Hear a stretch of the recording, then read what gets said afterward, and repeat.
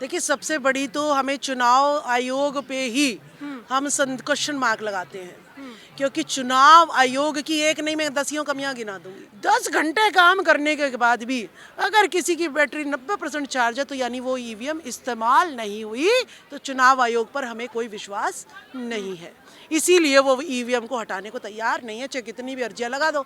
अर्जियां कहाँ लगाओगे? न्यायालय में लगाओगे? न्यायालय में भी तो उन्हीं के लोग बैठे हैं। ये 90% लोग एक हो गए हैं और ये कह रहे हैं कि हमें वोटिंग ना करनी, ना हमें एमपी एमएलए की टिकट लेनी।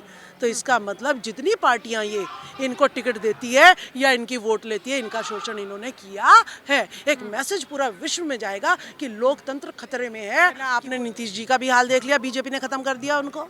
यहाँ से अखिलेश यादव को देख लो, मायावती को देख लो, सबको खत्म कर रखा है। अब ये पिटे पिटे एक हो जाएंगे और जो है फिर अब सत्ता परिवर्तन। तरीका देखना है हमें कि चोरी का तरीका हमने अपनाना है या मेहनत का तरीका अपनाना है। हमारा मेहनत का तरीका, उनका चोरी का तरीका है। चोरी करने वाले सरकार बना सकते हैं तुरंत, लेकिन उनकी गिरती भी तो तुरंत ही है। आज हमारे साथ बातचीत करने के लिए मौजूद हैं राजबाला सैनी। चाहे वो शोषण का मुद्दा हो या राजनीतिक मुद्दा हो, खुलकर बोलती हैं। अब क्या कहेंगी, ईवीएम हैक होने की जो है आरोप लग रहे हैं। जिस तरीके से बीजेपी ने चुनाव में जीत हासिल की, उसके बाद से ईवीएम बदनाम हो गया है, क्या कहेंगे आप? देखिए, ईवीएम तो पहले से ही बदनाम था। जिस विदेश में ये ईवीएम बनी थी, उन्होंने इसे रिजेक्ट कर दिया और बैलेट पेपर से वहाँ पे चुनाव होते हैं। लेकिन इस देश का ट्रेंड है कि जब फॉरेन कंट्रीज़ जो है कोई माल रिजेक्ट कर देती है तो वो प्रचलन के लिए जो है इंडिया में भेज दी जाती है, क्योंकि साइंस और टेक्नोलॉजी यहाँ पर जो है सिर्फ मंदिरों में और 33 करोड़ देवी देवताओं के रिसर्च में ही लगी हुई है। ठीक है ना? तो पाखंड में, अंधविश्वास में, नए नए बाबा पैदा करने में यहाँ की साइंस एंड टेक्नोलॉजी जो है लगी हुई है। तो वहाँ का जब ईवीएम यहाँ पर आया तो देश ने देखा, ओह कितने मॉडर्न टेक्निक आई है। लेकिन हमें यह नहीं पता था कि जहाँ से ये आई है वो उसे रिजेक्ट कर चुका है। दूसरा सवाल मैं करती हूँ, अब ये न्यूज़ आपने देखी होगी कि बैटरी जो है 90% चार्ज ईवीएम की, 10 घंटे काम करने के बाद भी अगर किसी की बैटरी 90% चार्ज है तो यानी वो ईवीएम इस्तेमाल नहीं हुई है। यानी जो जिसमें लग रहा था कि भाई दूसरे पक्ष की वोट है, क्या पता वो ईवीएम हटा दी हो और नई ईवीएम जिसकी बैटरी 90% चार्ज थी वो रख दी हो। तो ये अंदेशे देती है कि भाई जो है घपले तो हो रहे हैं, दिन दहाड़े हो रहे हैं और जो है ऐसे ही चलते रहेंगे जब तक ईवीएम रहेगी। लेकिन चुनाव आयोग भी तो गणना करता होगा ना, देख रहा होगा कि कौन सा ईवीएम भेजे थे, कौन सा आया है। इतना ईवीएम थोड़ी होगा कि हर बूथ पर 2-4 लगा दे कि ताकि घपला आसानी से हो जाए। चुनाव आयोग है जो निष्पक्ष जांच कराता है, निष्पक्ष चुनाव कराता है।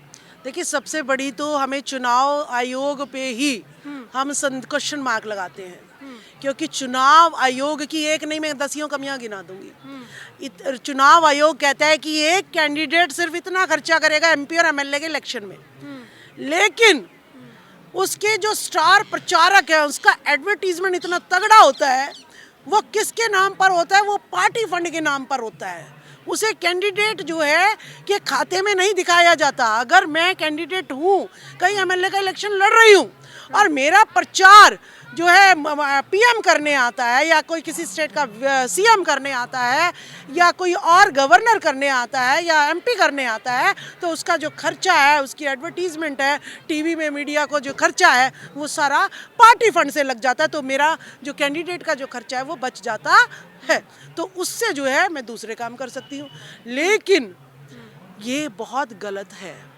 कभी भी पार्टी की फंडिंग जो है वो कैंडिडेट के खाते में जो है या दर्ज होनी चाहिए। तो ये सबसे बड़ा घोटाला जो है चुनाव आयोग कर रहा है। तो यानी चुनाव आयोग चाहता है कि जो उसको नचाएगा वो उसकी उंगली पे नाचेगा। तो चुनाव आयोग पर हमें कोई विश्वास नहीं है, इसीलिए वो ईवीएम को हटाने को तैयार नहीं है, चाहे कितनी भी अर्जियां लगा दो। अर्जियां कहाँ लगाओगे? न्यायालय में लगाओगे? न्यायालय में भी तो उन्हीं के लोग बैठे हैं। वो जज कहेंगे नहीं नहीं नहीं ईवीएम ठीक है, तो हमें मानना पड़ेगा कि ईवीएम ठीक है। और लोगों के पास कारण वो भी क्या है, या तो वो चुनाव को, या तो 90% जनता वोटिंग ही ना करे कि जा चुनाव आयोग तेरे मुंह पे थप्पड़ मारा और ना तो हम तुम्हारे कैंडिडेट बनते बीजेपी कांग्रेस आरएसएस मनुवादियों की पार्टियों, ना तो तुम्हारे कैंडिडेट बनते और ना वोटर बनते। जाओ तुमने जो वोटिंग करनी है कर लो, जो तुमने करनी है। तो जब वोट ही नहीं करेंगे तो अपनी सत्ता कैसे लाएंगे? देखिए देखिए, हमें नहीं लानी सत्ता, क्योंकि सत्ता मतलब आपको तो नहीं चाहिए ही नहीं, आपको न्याय देखिए, सत्ता कैसे आएगी? न्यायाधीश हमारे नहीं, चुनाव आयोग मेरा नहीं, ईवीएम मेरा नहीं, शासन मेरी नहीं, प्रशासन मेरी नहीं, तो मैं कहाँ से आ जाऊंगी? नहीं आ सकती मैं। तो मुझे इनका जो है अगर फाश करना है देश के सामने, तो देश को बताएंगे देखो जी 90% जनता वोटिंग नहीं कर रही है, कोई इनका कैंडिडेट नहीं बन रहा है, तो इसका मतलब क्या हो जाएगा कि भाई ये 90% लोग एक हो गए हैं और ये कह रहे हैं कि हमें वोटिंग ना करनी, ना हमें एमपी एमएलए की टिकट लेनी। तो इसका मतलब जितनी पार्टियां ये इनको टिकट देती है या इनकी वोट लेती है, इनका शोषण इन्होंने किया है। एक मैसेज पूरा विश्व में जाएगा कि लोकतंत्र खतरे में है, कि वो लोकतंत्र के रास्ते पे चलने को तैयार नहीं है। तो यही हमारे पास एकमात्र साधन बचा है, नहीं तो ईवीएम के रहते, चुनाव आयोग के रहते, आरएसएस के मोहन भागवत के रहते हुए, और जो है इस जो है बीजेपी की जो है पूंजीवाद के रहते हुए हम कभी भी मूल निवासी सत्ता में नहीं आ सकते। लेकिन अगर आप गणित समझिए, अगर 90% लोग नहीं देंगे वोट तो फिर 10% देंगे, जितनी वोट आएगी उसमें हार जीत तय हो जाएगी, फिर सत्ता में यही रहेंगे। क्या कर लेंगे आप? अरे जो ओबीसी अंधभक्त हुआ है मोदी का, ठीक है, अगर वो अंधभक्ति छोड़ दे, ठीक है, ये 90% एक हो जाए, तो सारी जमीनें हमारी, सारे जंगल हमारे, और कंज्यूमर में वो है तो आप कैसे लेंगे? नहीं, देखिए देखिए देखिए, पावर में कैसे है वो 10% लोग 90% के ऊपर अगर हाथ उठाएंगे, पावर का क्या मतलब होता है? टैक्स तो 90% दे रहा है। जब हम उनको टैक्स देंगे ही नहीं, वो हम पे जो है हथियार चलवाएंगे। किससे हथियार चलवाएंगे? पुलिस भी हमारे साइड, फोर्स भी हमारे साइड, तीनों दल हमारे साइड होंगे, तो वो कहाँ से हम पे डंडे बरसवाएंगे?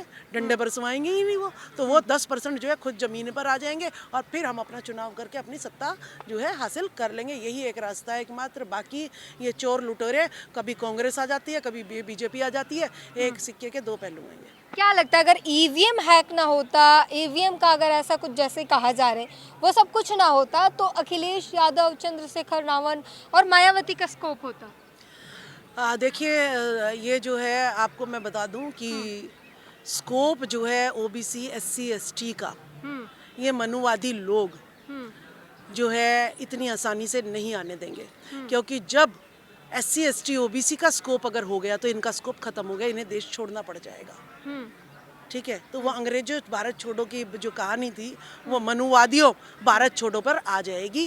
तो इसीलिए ये जो है पूरी जोर लगा रहे हैं कि भाई एससी एसटी ओबीसी का जो है सरकार बननी ही नहीं चाहिए। तो आप लोग हार गए हैं उनके आगे? नहीं, हम क्यों हारेंगे? हम तो 90% है, हम क्यों हारेंगे? देश हमारा, वोट आ रही है आपकी सरकार उन्हीं से मिली हुई है। अरे वो चोर लुटेरे हैं, हम जो है चोर लुटेरे नहीं है, बस इतना है, चोर जो है तुरंत महल बना लेता है और हम अपनी कमाई पर वो यकीन करते हैं, और हम धीरे धीरे धीरे उस महल के सामने जो है अपनी मेहनत की, ईमानदारी की जो है जब बिल्डिंग खड़ी करेंगे तो महल अपने आप ढह जाएगा। अखिलेश यादव जाके कांग्रेस से मिले हुए हैं, मायावती जी कुछ बोलती नहीं है, क्या करेंगे? चंद्रशेखर अकेले, क्या कुछ होता नहीं है?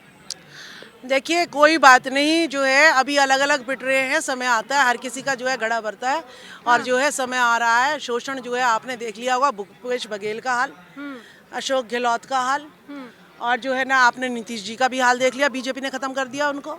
यहाँ से अखिलेश यादव को देख लो, मायावती को देख लो, सबको खत्म कर रखा है। अब ये पिटे पिटे एक हो जाएंगे और जो है फिर अब सत्ता परिवर्तन हो जाएगा। 24 में जिस तरीके से यहाँ 3 राज्यों का गणना आया है, 24 में कहा जा रहा है कि अब बीजेपी आ रही है बम्पर धमाके, बम्पर वोट के साथ। अरे जब आ रही है तो क्यों जो है इतना आप जो है परसेप्शन क्रिएट कर रहे हो कि मोदी आ रहा है, मोदी लाल किले से कहता है मैं आ रहा हूँ, फिर सारी मीडिया लगी हुई है मैं आ रहा हूँ। अरे आ रहा है तो चुपचाप बैठना, आ रहा है तो चुपचाप बैठ जाओ, जब तुम आ ही रहे हो, इतना कॉन्फिडेंस है तो। लेकिन बोलना क्यों पड़ रहा है? बोलना इसलिए पड़ रहा है क्योंकि मानसिक जो है गुलाम बना दे कि हाँ भाई बीजेपी आ रही है और कोई और स्कोप नहीं है, भाई भाग जाओ, सीबीआई तुम्हारे पीछे पड़ जाएगी, नहीं तो तुम जेल में चले जाओगे, तुम्हारे साथ ये हो जाएगा, तुम तो लोग जो है डरते डरते सीधा बीजेपी में आ जाएं। तो ये परसेप्शन बनाते हैं इस तरीके के। एक बड़ा सवाल उठ रहा है कि जिस 85% जनता को कहा जाता है कि बीजेपी से नाराज है, वही 85% जनता बीजेपी को ला रही है। देखिए जो है चोरी डकैती से तो मैंने मेहनत की, मैं 100 में से 20 नंबर लेके आई और एक ने चोरी करी वो 100 में से 80 ले आया। ठीक है, तो वो तरीका देखना है हमें कि चोरी का तरीका हमने अपनाना है या मेहनत का तरीका अपनाना है। हमारा मेहनत का तरीका, उनका चोरी का तरीका है।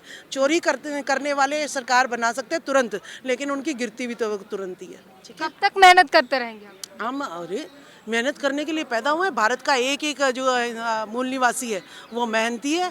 चाहे सूखा पड़ जाए, चाहे बारिश हो जाए, किसान जो है फिर भी हिम्मत नहीं हारता और फिर भी जो है वो फसल उगाता है। तो हम तो इस देश के वासी हैं। मेरे देश को जो है सोने की चिड़िया बनाने के लिए चाहे हमें कितनी भी पीढ़ियाँ गंवानी पड़े, करेंगे, कोशिश करते रहेंगे। ठीक है, तो आपने सुना राजबाला सैनी को, और जिस तरीके से इन्होंने ईवीएम पर बात की, बीजेपी सरकार पर बात की, कांग्रेस की सच्चाइयाँ बताई, उन सारी चीज़ों पर अपनी प्रतिक्रिया जरूर दीजिएगा। कैमरामैन आशीष के साथ beauty green, national Dastak. National Dastak की आपसे गुजारिश है कि अगर इसको बचाना चाहते हैं तो नेशनल दस्तक को सब्सक्राइब करने के लिए रेड कलर के सब्सक्राइब बटन को दबाएं, फिर बेल आइकन की घंटी दबाएं। नेशनल दस्तक को बचाने के लिए बहुत जरूरी है कि हर खबर को शेयर करें, लाइक करें, कमेंट जरूर करें।